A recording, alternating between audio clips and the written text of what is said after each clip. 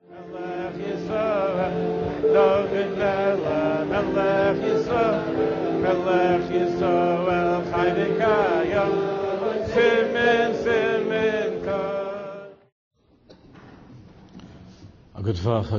know, you have such a beautiful Rav, and he says such beautiful things, and this is when it's hard for him to talk, and he's not feeling well. I wish I would have come when he was feeling better. He'd say even nicer things about him. Such beautiful things, and I appreciate it. And even though my name is Moshe, actually Chai Moshe, but most of my Rebbeim called me a Goylem or a Shaita, something like that. But I really do appreciate Rav Krupkin's beautiful words, and I'm so touched by the presence of such choshev Rabbanim who I hear, some of whom I know, some I don't. And the beautiful Jews from Toronto. Well, I think you have to say Toronto. I just found that out. Is that? I don't know. I just found that out. That I've come to meet and to fall in love with so quickly, and to come out on a rainy Motzei Shabbos, such numbers, because you mevaksheh Hashem, because there's something that you want to connect in a deeper way to the Borei Kol Olam, to the Creator of all worlds. Do you know that by the Chassidim we tell stories Motzei Shabbos? You know that. Especially to tell a Ma'aseh from the Baal Shem HaKadosh. It's a school for all good things that could be during the coming week, is to tell stories from the Baal Shem, from other tzaddikim. But just now, when I was listening to the Rav,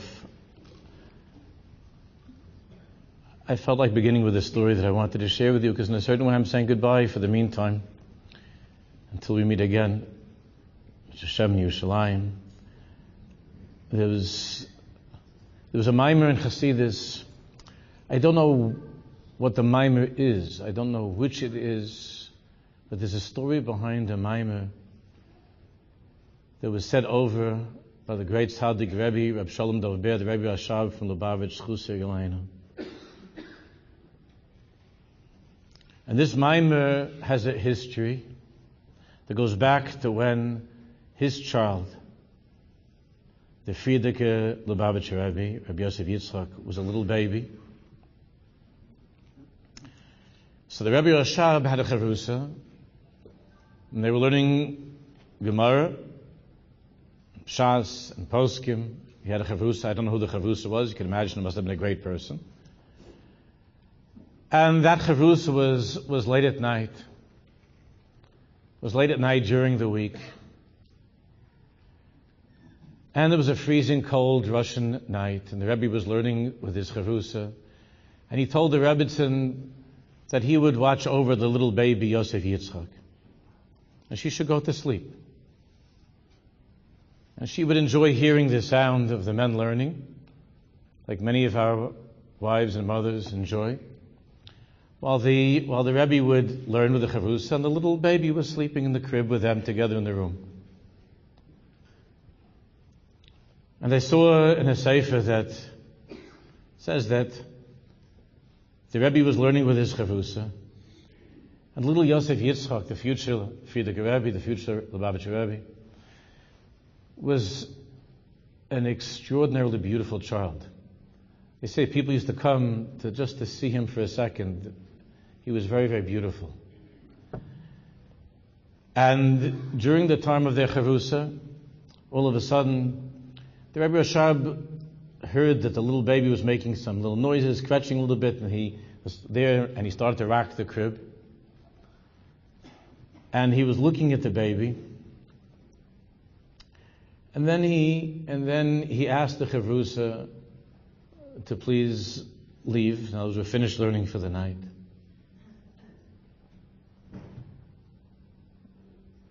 By the bar mitzvah, by that little baby's bar mitzvah, by Yosef Yitzchak's bar mitzvah, his father, the Rebbe, presented him with a mimer in Chassidus. Again, I don't know the exact name of the mimer, what the mimer is, but the Rebbe said to his son, when you were a little baby, I was learning at night, and your mother was sleeping in the next room. And I looked at you, and I was filled with such overwhelming love, I couldn't continue learning. I couldn't contain myself. So I asked my chavrusa to leave. We were finished for the night.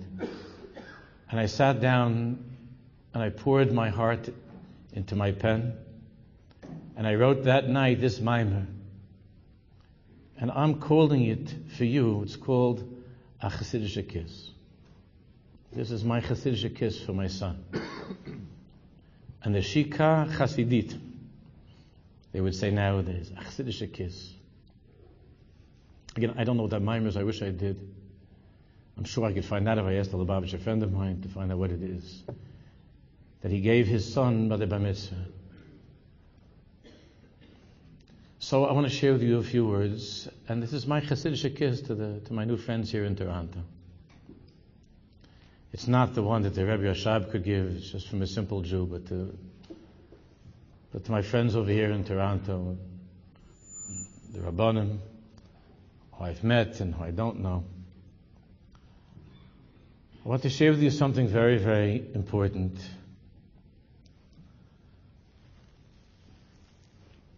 I don't know how many of you know that something is happening right now in the world, and I'm not talking about in Iran, I'm not talking about in New York or in Toronto. I'm talking about everywhere in the world where a Jew lives. There's an aura that's coming into the world now. There's a light that's entering into the world. Because now it's Motzei Shabbos, we finished Parshas Vayechi, and we're already learning Parshas Shmos. The Rebbe is already teaching us Parshas Shmos. And everybody knows that when we're entering into the world of Shmos, these weeks are called the weeks of what, Kavra? Shovavim. Shmos, Ve'era, Boi B'Shalach, Yisro, and Mishpatim. And a leap year, Trumat Tetzavah. These are the weeks of Shovavim. The weeks where a bas kol can be heard by a sensitive ear that's calling out, Shuvu Banim Shovavim, my children who have been a little bit mischievous, I'm asking you to come back to me. Shuvu Banim Shovavim. And these weeks are called Shovavim, the weeks of Shovavim, for these parashiyos, Shmos and so on. Now, truth be told, I'm sure there are some people here who know all of Shas. And right now you're trying to remember where does it say any place in the Talmud Bavli, and if there's anybody here that knows the Yerushalmi also, where does it say in the Yerushalmi anything about these parashiyos of Shovavim as being anything special? The answer is, you want a fasting on your computer. Because in Farak, where there's a very big Talmud Chacham, was a Baki in all of Shas. And somebody said to him, Rebbe, we don't really need you anymore, we have the computer. He said, you still need me on Shabbos, you still need me on Shabbos and Yom. For Moshe Brown. You need me on Shabbos and Yom Tov. We need you every minute, Rebbe. We need all the Talmidei Chacham and all the Rebbeim. A living, a lebedik Torah. It doesn't say anywhere, it doesn't say anywhere in the Gemara anything about Shovavim. Nothing. Not in Torah Shebachsav, not in Torah Shebal Peh. It doesn't say anything in the Medrash, not Rabbah, not Medrash Tanchuma. It doesn't say anything. Zohar Kodesh, the Tzaddikim pull out Ramazim. The emes is, Shovavim is something that was revealed later. Those who are connected to the Ariyah Kodesh and the Kisvei Hari, Sfardish Jews in particular, who drink that in the milk that they're nursed with, know that there's something that's called Shovavim. There are already signs up all over Yerushalayim and other communities in Eretz Yisrael, and maybe even here someplace in Borough Park and Williamsburg also a sign here or there, but Yerushalayim every street corner, that there are different tiniest tikkunim, right, that are taking place for Shovavim, gatherings of Jews to daven, some fast. During these weeks, certain numbers of fasts, those who have that practice, special tefillas that are said.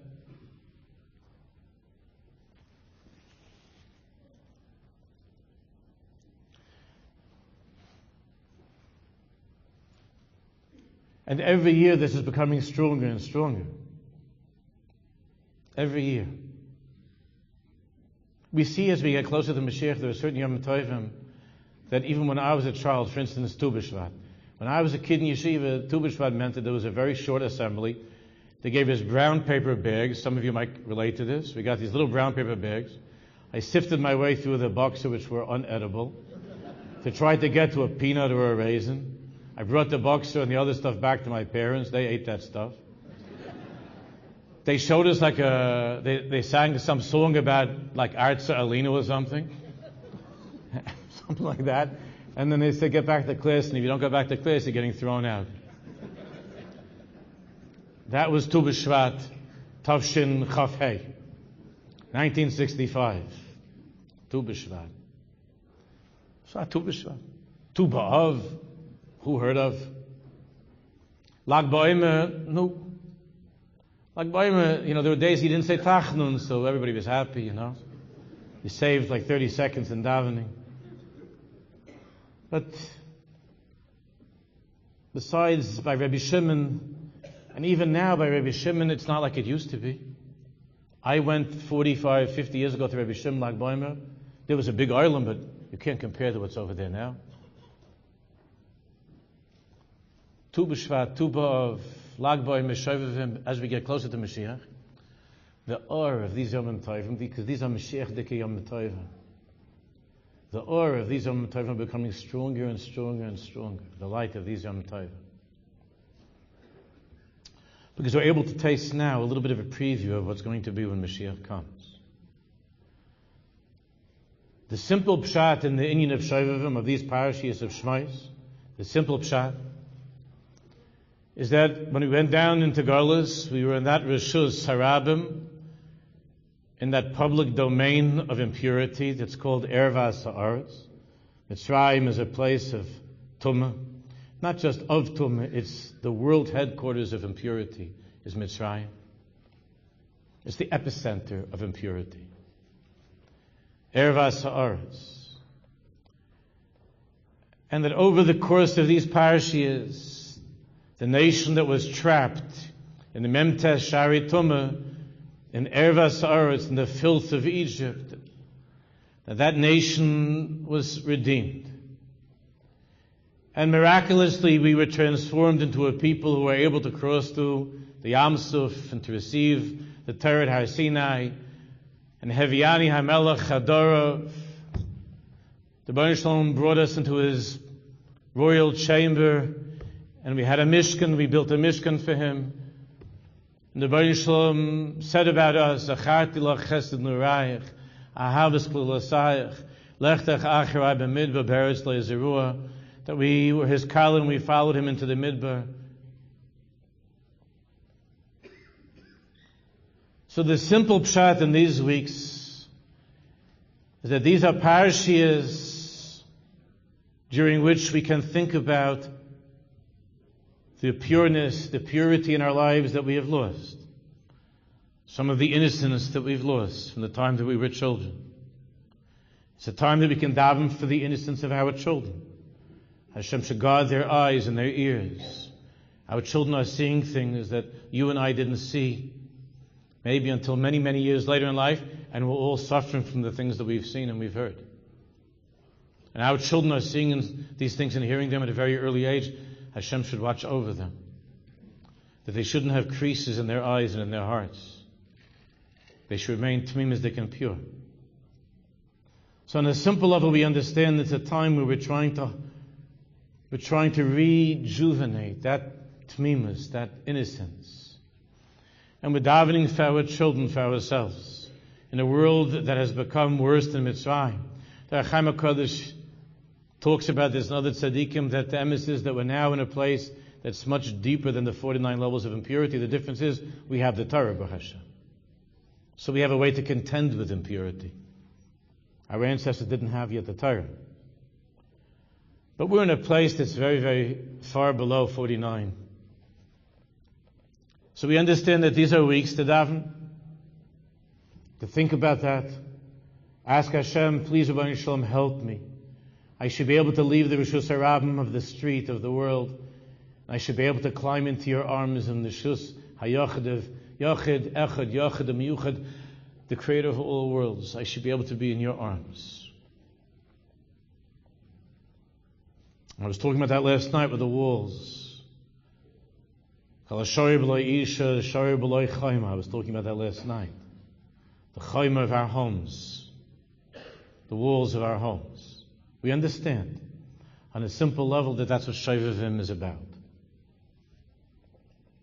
Climbing out of Mitzrayim, moving into a Mishkan. It's beautiful.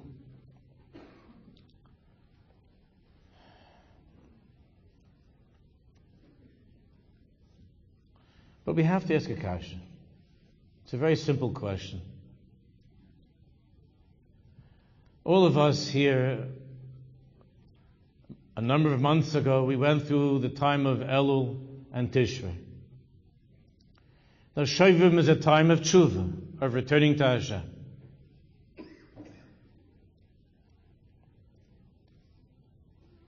Of course, every day of our lives, every moment, is a time for tshuva. But the season, the oina, the tkufa, the time of tshuva is Elul and Tishrei. And all of us here spent hundreds, thousands of hours davening, fasting, working hard to do tshuva. So what is this sudden appearance of Shovavim, of tshuva, a time of tshuva now? And how is this tshuva of Shovavim different from the time of Hashivenu Hashem Elecha v'Nashuva of Elul and Tishrei? How is it different? So, Chaver, listen carefully, because it's all that I was talking about over Shabbos, and it's what I'm always talking about.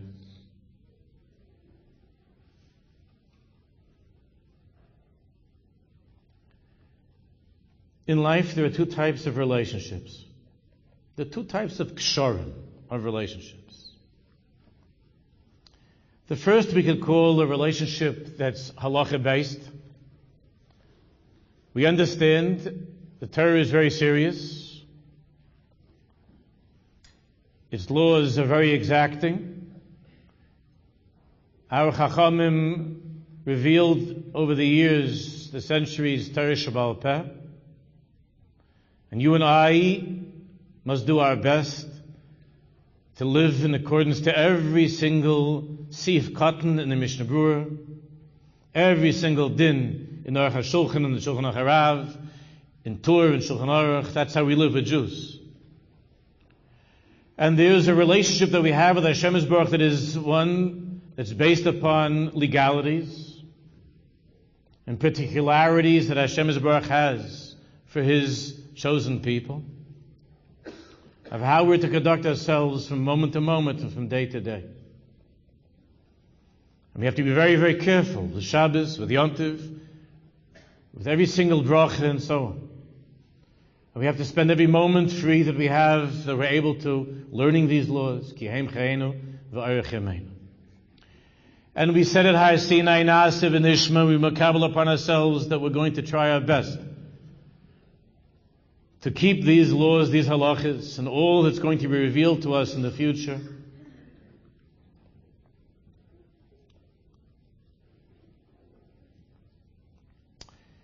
It's a beautiful and difficult world of mishpatim, of mitzvahs, of chukim. And we're all signed up to that program. We belong to that world. Ashreinu. And in marriage, you also have responsibilities. There are Mishnayos and Gemaras, Sugyas and Ksubas and other places. There are responsibilities that are inscribed, that are written in the Ksuba, that a man has responsibilities, how to take care of his wife, and achrayis, that the Torah demands that he learns what his responsibilities are. And there's a section of Even Ezer and Shulchan Aruch, how to live as a Jewish husband and take care of a Jewish wife. And the wife has responsibilities as well that are enumerated in the Mishnah. The malachas she'ish oisel abayla. There are responsibilities that the wife has to create a kosher and holy Jewish home, and to build those walls that we were talking about last night.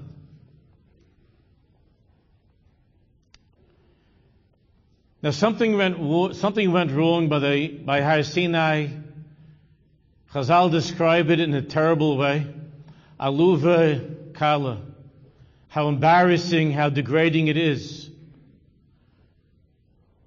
when there's a kala who under her chuppah, she was unfaithful.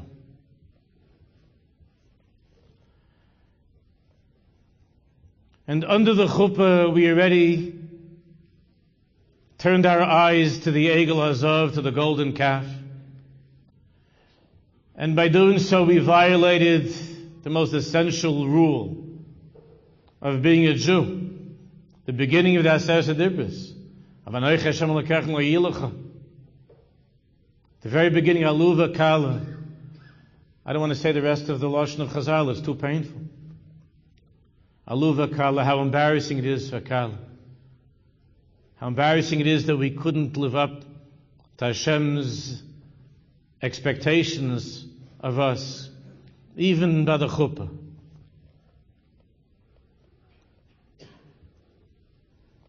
It's hard.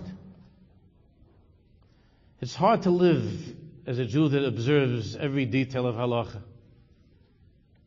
And I fail very often, and I'm sure that there are others here as well that struggle with this. And we try our best to make corrections and to do tshuva. Especially Elul and Tishrei. We sign up again and we coronate the king in Rosh Hashanah and we say, Yechi HaMelech, Yechi HaMelech, Rabbi Shalom, long live the King of all kings. We're your servants, Anu Avadecha. And we're going to try to be better servants this year. We're going to try to be more faithful servants and to keep Shulchan Aruch in a better way. And that's one part of Yiddishkeit, and that's one part of marriage. The good husband takes care of his responsibilities. Izun, the farnes, to take care, to provide a parnasa for his wife, for the children, and all the other things that are enumerated in the Ksubah and in halacha. And the wife tries to observe the halachas of what it means to be a Jewish wife, a Jewish woman.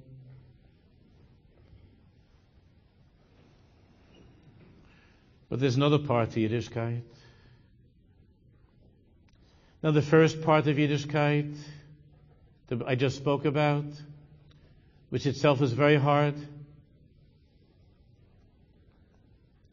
But that part of Yiddishkeit,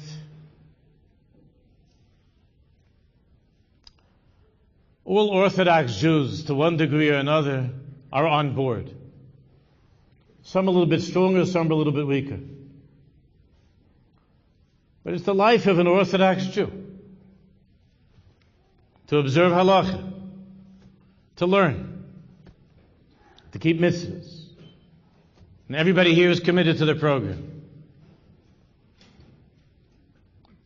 I hate the initials that they use to describe people, because Jews should never be, a human being should never be assigned any kind of Rosh Tevis. But everybody knows that there's somebody that's called a BT. Don't raise your hands. But you really should be proud if you are a Baal Tshuva or Baal Tshuva that's called a BT. You heard that expression? It's disgusting. Then there are those who are called FFBs. A couple of us here. That means, you know what? From birth. There's a friend of mine who said that he's an FFB WL. You ever hear that? That means from birth with lapses. So all of us are on that program. Occasionally we mess up. BTs, FFBs, WL. We all believe in it and we observe it. But there's another part of Yiddishkeit which is hard for me to talk about. That's what I mean by the Chassidisha kiss. And for many, many years, I'm looking for this. And the little crumbs that I'm able to gather, I try to share with other Jews. There's a Yiddishkeit of Shira Shira. Do I have to explain that? There's a Yiddishkeit of Shira Shira. According to Halacha, I was in Chicago, I spoke to the Jews, Elul, about this a little bit. According to Halacha, if you learn Masechta Kiddushin, you know that you could appoint a shliach to be Mekadesh a wife, correct? You could send a shliach to betroth a wife for yourself. You could send a shliach. You could send a messenger. And according to Halacha, you're 1,000%, she's 1,000% mikudeshes. Comes with a ring, fulfills his shlichus, mikudeshes. What happens if the husband lives in New York, the Mekadesh lives in New York, and the Kala lives in Los Angeles?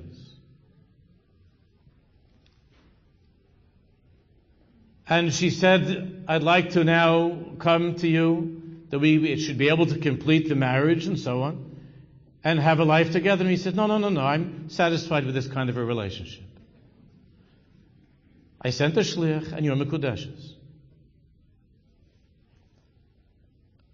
I think everybody here would agree that that's not a shidduch you would want for your daughter. Nachon? I think everybody here would agree that that person should be taught what it means to be a Jewish husband.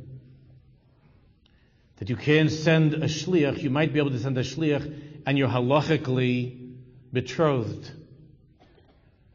But you haven't even entered into the world of Shira Shira. The world of Shira Shira is something else altogether. There the chassan gives the kala a ring under the chuppah. Rabbi Weinberger, Schusi Elena, you know who Rabbi Weinberger was? Rabbi Weinberger's father was who? Rabbi Shlomo Weinberger. Rabbi Shlomo Weinberger's father was who? You have to close your eyes and hold your breath. Who was Rabbi Shlomo Weinberger's father? Rabbi Kiva Eiger.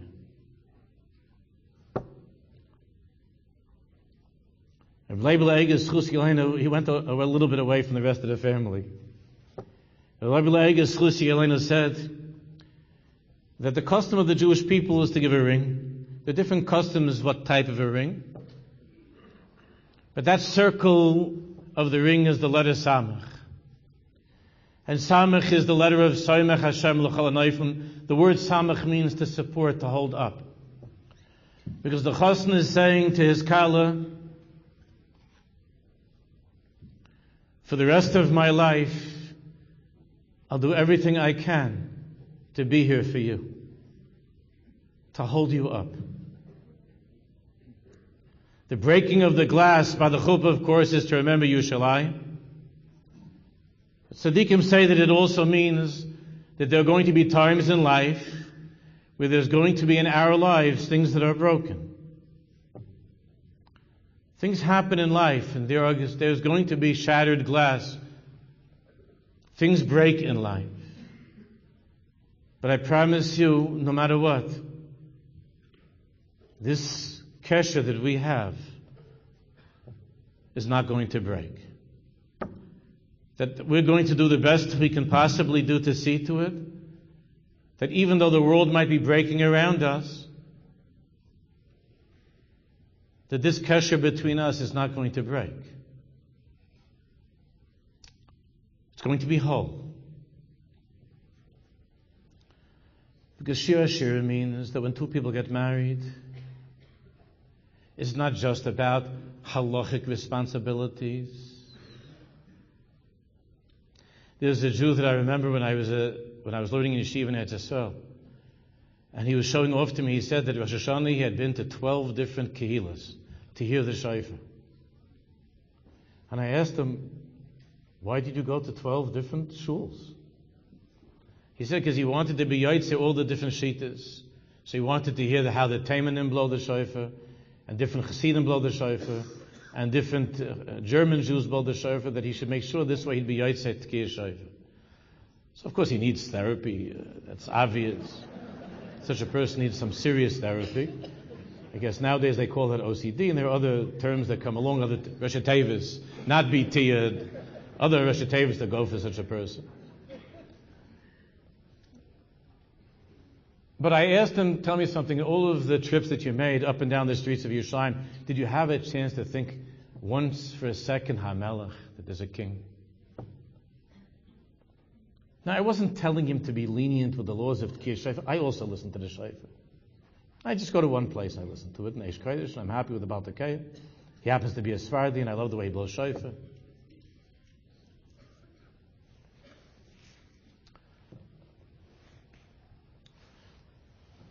Because the Rebbeinu Shalom, in his relationship with us, wasn't only talking about responsibilities.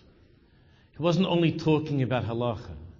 He was talking about the ring, the tabaz. He was talking about the wedding ring.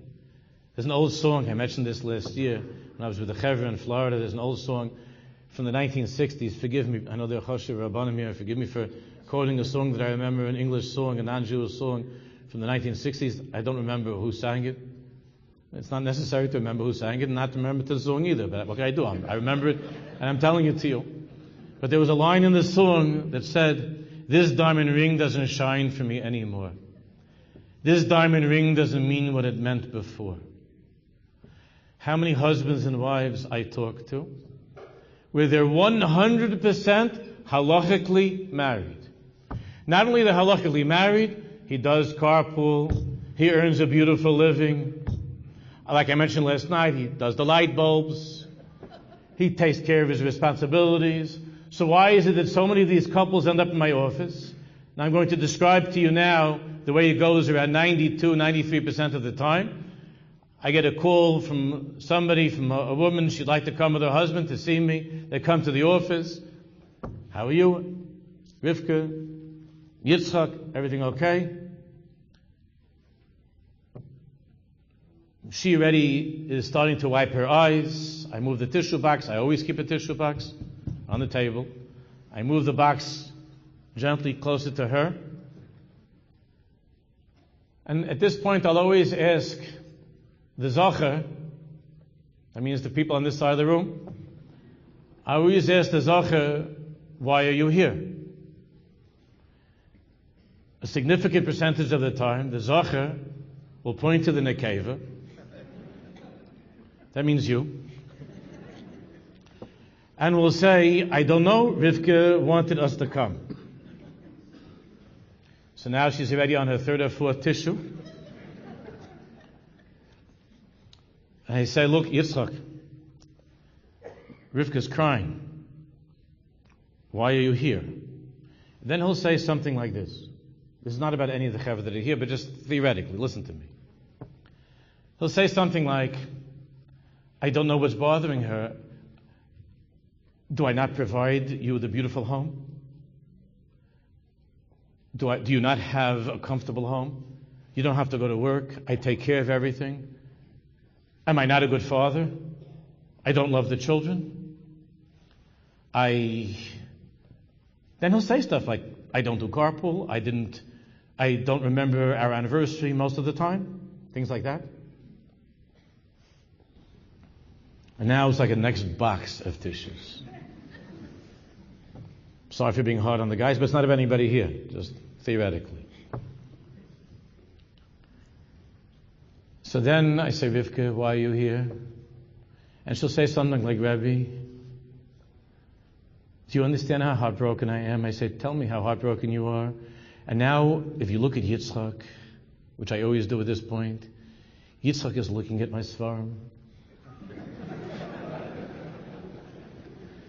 I didn't know there was a new edition of the Shai Gesai that came out. Really? The Sefer HaMishnah, the Reb Sadia going, they put out now 7 volumes. Stuff like that. I say, Yitzchak, what's the story, Yitzchak? Your wife is upset. So if she was from the 60s and she knew the song, she would start to sing, this diamond ring doesn't shine for me anymore. And this diamond ring doesn't mean what it meant before. Because when we stood under the chuppah, even though, of course, we accepted the responsibility in halacha to be together and to take care of each other according to halacha, exactly what the Shulchan Aruch tells us, that we're going to be halachic Jews, 100%. No compromises. But I was hoping and I really believed that the way that we looked at each other when you put the ring on my finger, I really, really believed that we were going to have a life that was going to be Shira Shira and Dick. I really believed there was going to be something more, something deeper. And I miss you.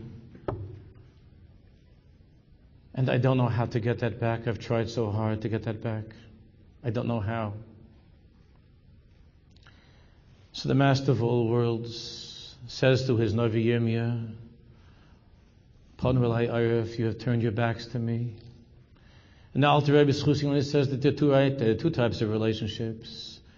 We know from Chazal there's a relationship that's called panim el panim, face to face, and there's a relationship that's called achor ba'achor, back to back. And you can live in the same house together for 40, 50 years. And you could be good people who are good to each other, but you're not facing each other anymore.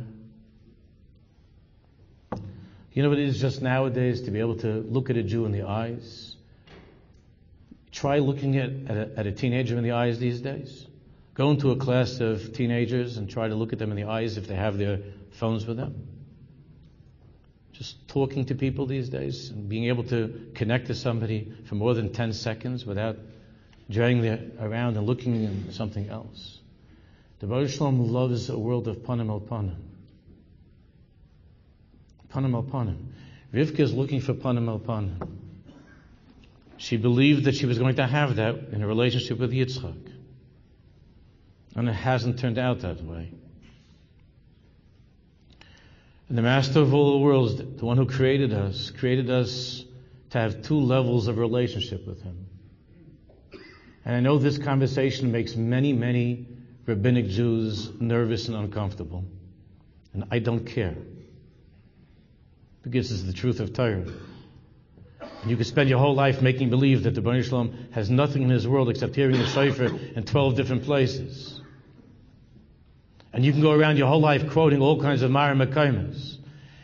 And you don't know that the Shekhinah herself is crying and saying, I miss that person that I created. Because I wanted to have a relationship with you. That when you would daven, you would look at me with your eyes. That when you would be learning with me, you would be remembering who I am. I asked a group of Jews last summer whose sons were learning in the finest yeshivas in New York, the finest top yeshivas in New York. I asked them to do some homework. I said, go home and ask your boys. Most chashuv yeshivas, I don't want to name the yeshivas, the Ivy League yeshivas. Ask your boys, when was the last time they ever thought of God? Don't say to Rabbi Shalom, say God. Ask them when was the last time during learning, when was the last time they ever thought there was a Rabbi Shalom? I said, just homework. Because I would see the guys on Shabbos, and then they come back the next Shabbos. That's in the Catskills. So they came back, and I asked Nuchaver, did you do the homework? I did the homework. The Chaver told me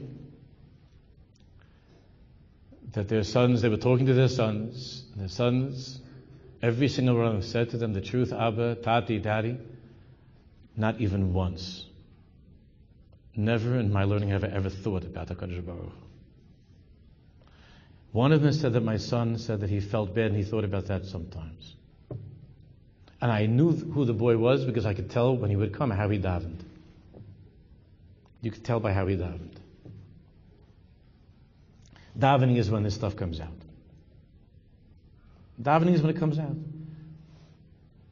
The people who are not connecting to Hashem, who don't have that panim al panim, davening is an uncomfortable time. That means there's kiddush clubs, talking, coming late, leaving early. Versteht sich, right? You understand what that means.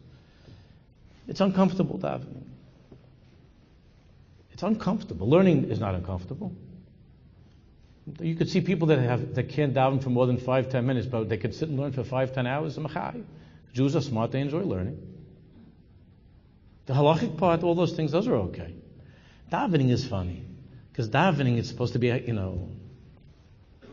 supposed to be chuppah, Shira Shira, something. Davening is different. So I know I'm being too long, and I apologize. Please be meichel me. What hurts? What hurts more? Let's talk about the couple. And then I'm going to explain how all this works out with Shovavim. What hurts more?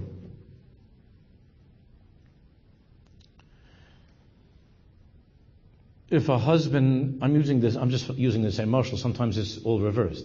So forgive me, I'm just using the more common model. What hurts more? When a husband is not fulfilling izun afanis yisich elichi keguvin Yehudaim, which means, what it says in the Ksuba, that I'm going to provide food and parnasa for my wife. So let's say this husband has tried year after year to have a good parnasa. He's a great guy, tries hard. He's gotten bad breaks, it hasn't worked out. He doesn't make much of a parnasa. And they've been struggling, they're still living maybe in a small apartment. They're not able to go out to eat. It's been hard. But he's a good guy. But he's not fulfilling the halachic responsibility that's in the ksuba. Then you have another guy that he's top of the line, parnasa, top of the line.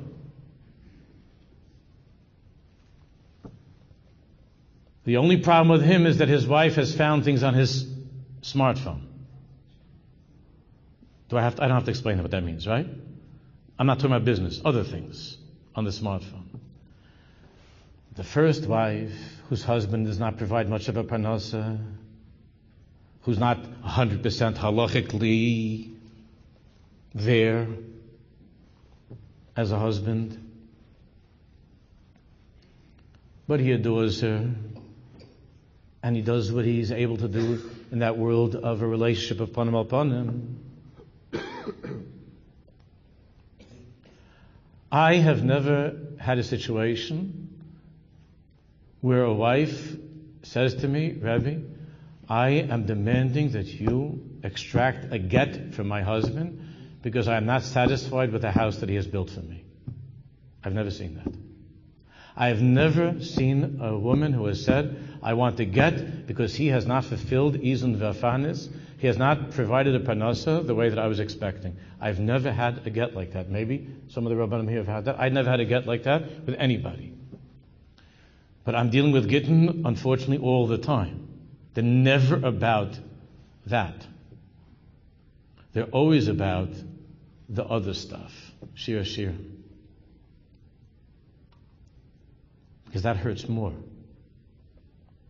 Because that reaches into the very core of the relationship, the essence of the relationship. It means it's oyster relationship.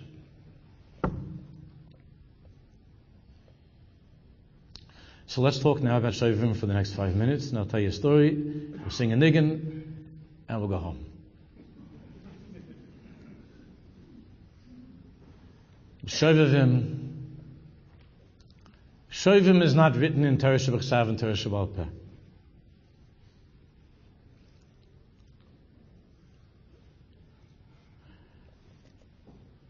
You know why? One of my daughters went out on a date with a guy. I mean, my girls are all already kind of with their own families, but years ago she went out with the guy. And they went, as many Jews go when they're dating, they went out to some hotel lobby. The guy gets her a soda, whatever, they're sitting there. And like every 15 minutes or so, this guy has to go to the Beis HaKisei. So she figured he's not feeling too well. You know, he's going out to the men's room every couple of minutes. How this came about, I'm not quite sure. Maybe it should not have been a discussion, but in her conversation with a friend of hers who went out with a guy, turns out that he was also frequenting the Beis HaKisei. It wasn't just like a bad night. He goes a lot to the men's room. Now, the reason it turns out that he was going to the men's room, how they found out the girls, I'm not going into. Maybe they shouldn't have. It turns out that he was going there to call mom to ask for some new things he could say. What do you think about that, girls? In other words, he was running out of material, and I guess he couldn't find his crib sheets or something. I don't know what.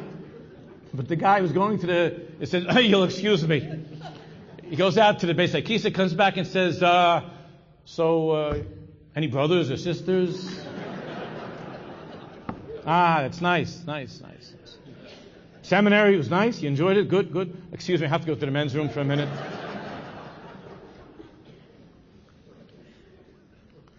There are certain things that if you have to get a note, if you have to get a letter, if it has to be written, does somebody have to tell you that you're chayiv midaraisa to kiss your kid? It says in this week's parasha that we just learned Shabbos by Yankov Avinu. Kachem no lev. It says in Pasuk, Vaynashek lehem, Vaychabik lehem. He was kissing them, he was hugging them. Sforno says, because the only way you could bring a bracha, the only way Yankov Avinu could bring the bracha into their lives was through a hug and through a kiss. That's what I mean by a Chassidisha kiss. Do you understand what I'm saying? Shovim can't be written. It's not part of, even in Shira Shira it couldn't be written, because it's for the Jews of the end of time who still care about having a relationship. It's after being married to God for thousands of years, and we're losing that, which was natural in the relationship for so many years. We're losing it now. And we're more frum than our parents and grandparents. We have bigger chumras. My father always likes to say, every Seder, he likes to say something like this. I'm translating it into the English. He says like this. I sat by the Seder of the Minchas Eluzah. You ever hear the Minchas Eluzah? He was a big Talmid Chacham, you know that. And he didn't eat a matzah like that, a piece of matzah. When I was in high school and I brought the card, with the measure on it, my father says, "What are you doing?" And I said, "Because I have to have a kazayis or two kazayis." And they gave us in school these laminated cards. Maybe it wasn't laminated back then, but they gave us these cards that says the measure for kazayis. My father said, "Get that out of here. Here's a kazayis." And I said, "Dad, that's not a kazayis. My card says a kazayis." My father says, I was by the Minchas Elazar. He didn't have a cardboard like that with such a kazayis. They have the table. He didn't have such a kazayis. Here's your piece of matzah. He didn't make a bracha and he didn't try. Like we've lost our natural swing. We've lost that, and we're much more machmir than our parents and grandparents. Much stricter in halacha.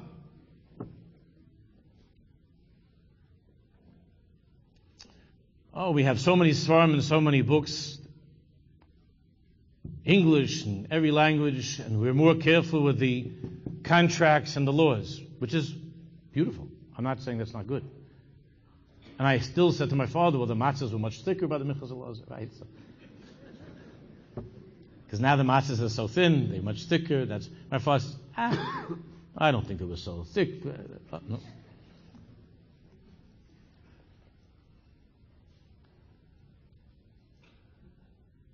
There are certain things that if you have to go to the men's room to read it in a book or something, it already is shaynish git, you understand?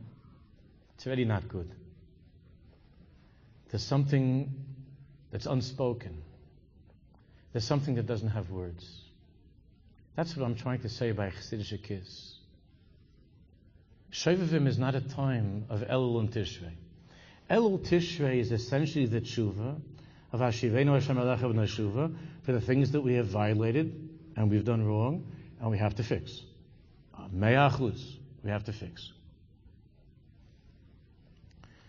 Shovavim comes from the world of the Ariyah Kodesh. It comes from the world of the Chachmei HaPnimiyos, of that hidden world of the Zohar, the Tikkun Zohar, of something, of the world of Tzras, of Rabbi Shimon. It comes from a different world. It's the same world, but it's deeper.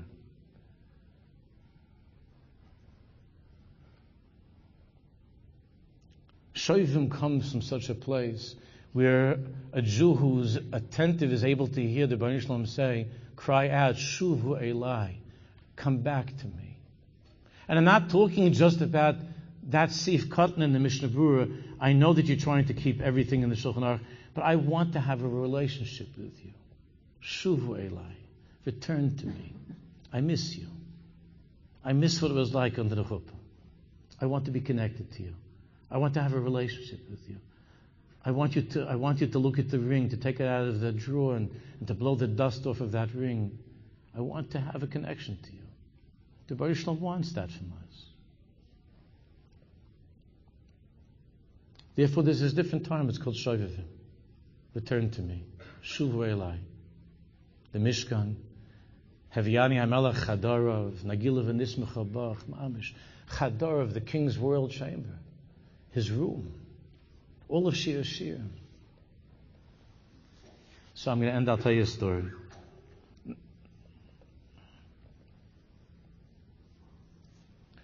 And then I'm going to play you a song. I'm doing this because a couple of Bachrim asked me last night if I could play this. And I said, I said, I'll think about it. And I thought about it, and okay, I'll play it. I'm not going to sing it, I'll play it for you. But I'll tell you first a Maisa. Many of you probably have heard this story, maybe from me or from somebody else. There were these two tzaddikim that were the dearest friends. Rabbi Avram from Trisk and Rabbi Mendel of Worka. And they were dearest, closest friends, like brothers, from when they were children. They grew up in such a way. And now they were already older, and time had come for them to each go to his own place, to get married, and so on, to move ahead with life. But they made a bris with each other. They made an agreement with each other, a covenant. At that time, at the beginning, they were living with a forest that separated between the two of them. A deep, dark forest between them. And they were in villages on both sides. And they decided that they would send each other every single Erev Shabbos a letter.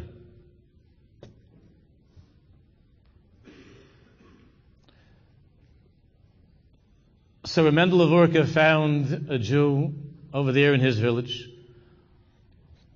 who was in awe of him, of the tzaddik, and he agreed that he would be the mailman. They would deliver the letter from Rabbi Mendel of Orka to Rabbi Avram Latriska. That means that Erev Shabbos he would have to not go to work and cross over this forest, to walk through this forest, which was a mahalach, in bad weather, all kinds of things, to get through the forest and to bring the letter over. And then he would wait there, and the Triska Mag would go into a room for a while and would come out with an envelope and say, Good Shabbos, Yankele, take this to my friend Rabbi Mendele. And he was the most envied Jew in town, you can imagine. He was the one that was bringing the letter back and forth, the letters. And he did this for quite some time.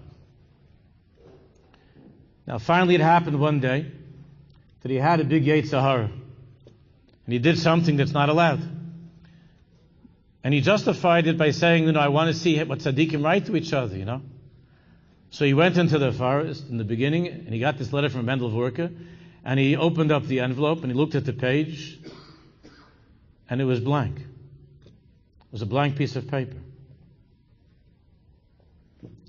And he couldn't believe it. This is some sort of a horrible joke. This is what I'm spending my Erev Shabbos, taking a piece of paper. There's nothing on it.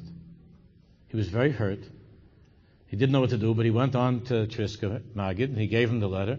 Triska Magid stays there in the room for a while, comes out with an envelope, gives it to him, says Good Shabbos. He goes out of the house, but he doesn't wait till he gets to the forest. He right away looks at the paper. It's also blank. He says, either both crazy or they're both terrible people. I don't know what kind of a thing this is. What is this kind of? This is what I'm doing for 5 years and carrying pieces of paper. He comes back to Mendel of Worka. Mendel is waiting. He says, Yankel, shkoich. What did you bring me something? He said, yeah, I have. Yeah, here's a letter. And the Rebbe saw right away that Yankel is in a bad mood. The whole Shabbos, Yankel doesn't come to daven over there by the Bais Medrash. After Shabbos, the Rebbe calls for Yankel. He says, no, what's the matter, Yankel? You didn't come to daven today? What's wrong? He said, Rebbe, really? I'll tell Rabbi what's wrong. I'm very hurt. I did an Aveira. Hashem should forgive me, and I hope the Rebbe forgives me. And the Rebbe looks, no, what happened? What happened is I opened up the envelope that the Rebbe sent to Triska Magid. I opened up and the Rebbe said, no. And what did you see? He says, Rebbe, you know what I saw? I saw nothing. It was an empty letter.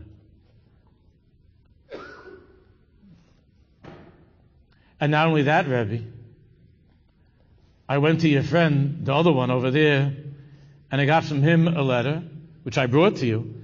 And guess what? I didn't even wait to get to the forest to read that one. And that's also empty, as you know, Rebbe. It's an empty letter.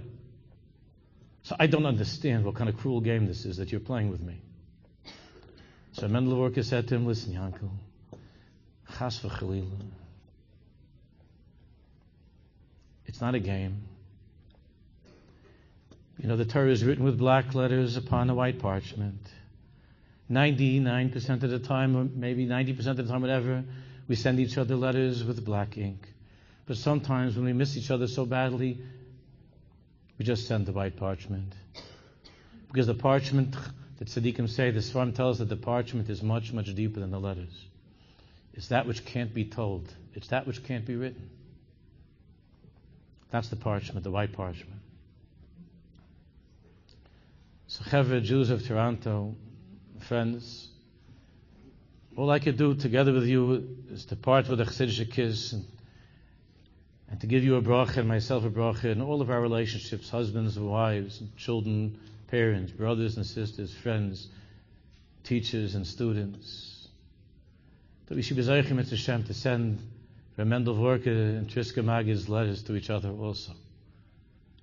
There's a lot of black ink, text messages, WhatsApps, emails, but we're losing the white parchment. So I want to give you a bracha to find that. And I played this niggin last year when I was there in Boca with the Chevra there. And I know this is unconventional, and I hope my wife set this up for me. I hope it's going to work out. So I'm going to play this niggin for you. Some of you might know it. In our shul, our shul Eish Kodesh, we had an album. Actually, my son was the one that really worked on it to put this together with some of the most talented Jewish musicians in the world, who I'm very close to. Eitan Katz, Shlomo Katz, Yosef Karduna, Raz Harbin, others that I'm very close to. I want to see all the names. Chaim David, Chevra, of musicians. And an album was put together with the music of a very mysterious musician, a composer who's not well known, because he never has allowed for his tapes to be sold publicly. His name is Michael Shapiro. I'm not going to go into that story. It's an interesting story. It's not for now. And he has a number of albums and there's a secret society of Jews that listen to his music. I've been listening and haven't stopped listening for over 30 years. And we asked him if he was okay with us having some of his songs redone with our Chevra. And it was done last year in Yerushalayim. And there's a niggin that I've been playing around the world. You can get it. You can get the album. There's a niggin that I've been playing. And I hope this works with the microphone. And I want you to hear it, because it's everything that I'm talking about and I always talk about. And I want to share this with you by way of the Chassidisha kiss. The one who's singing it is a very, very dear friend of mine. His name is Rabbi Weinberger. Some of you here, I think, know him. He's a teacher of Torah in Yerushalayim. He's a very special person. And here's the niggin.